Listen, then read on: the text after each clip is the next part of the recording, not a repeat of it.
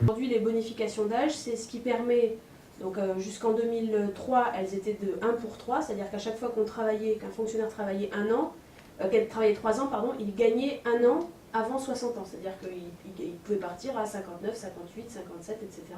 Ce qui fait que finalement, avant les premières mesures, quelqu'un qui rentrait à 20 ans dans l'administration, ce qui était en gros le cas, à 50 ans, il avait acquis, donc il avait fait 30 ans de service et il avait acquis 10 ans de bonification d'âge, donc 60 moins 10 égale 50, il pouvait partir à 50 ans.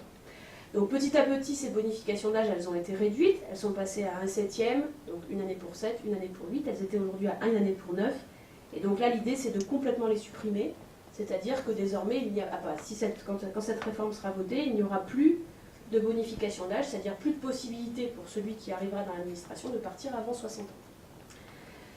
Alors ça c'est une mesure structurelle qui va concerner finalement tous ceux qui arrivent. Ensuite il y a une mesure plus conjoncturelle, c'est-à-dire qui est d'essayer d'éviter que ceux qui ont déjà acquis des bonifications d'âge partent trop tôt. Pour ça, qu'est-ce qu'on fait? On avait mis en place des abattements, qui disparaissaient avec l'âge en 2006. Donc c'est-à-dire qu'en fait il y a 2% d'abattement sur la retraite par année qui précède les 60 ans. Ils perdaient 2%, s'ils partaient à 59, 4% à 58, etc. Sauf que ces abattements, ils disparaissaient.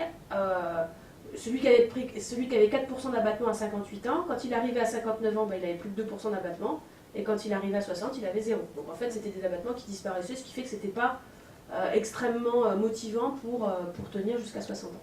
Là, l'idée, c'est de mettre en place des abattements viagers, donc c'est ce qui est prévu dans la loi, des abattements viagers, c'est-à-dire que si on part à 55 ans, eh bien, vu que c'est 2% par année, on a 10% d'abattement à vie. Ensuite, donc ça c'est pour les mesures pour les agents. Il y a juste un petit cliquet en plus qui est prévu en 2016. Si on se rend compte que l'âge moyen de départ à la retraite, qui je l'ai dit est à 53,6 ans, si on se rend compte qu'avec ces mesures-là, structurelles et conjoncturelles, on n'arrive pas à décaler l'âge de départ à la retraite, eh bien il y a un cliquet complémentaire qui est la suppression des bonifications de service. Les bonifications de service, elles sont aujourd'hui de 1 pour 10, c'est-à-dire que quand on travaille 10 ans, on gagne 1 année de comptabilisation de retraite, c'est-à-dire on gagne 2% de plus de retraite. Donc tous les 10 ans, on gagne 2% de retraite en plus. L'idée, c'est, si on n'arrive pas à reculer l'âge de départ à la retraite, c'est de supprimer ces bonifications.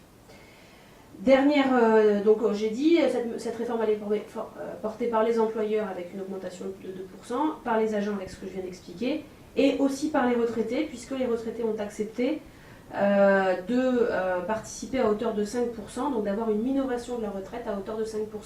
Cette mesure avait été prévue en 2006, puis partiellement annulée par la Cour administrative d'appel parce qu'on l'avait fait par voie de délibération alors qu'il fallait le faire par voie législative.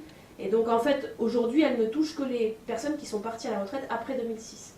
Là, la loi vient modifier, avec donc l'accord des retraités qui sont représentés au conseil d'administration, d'appliquer aussi cette minoration à ceux qui partent à la retraite avant.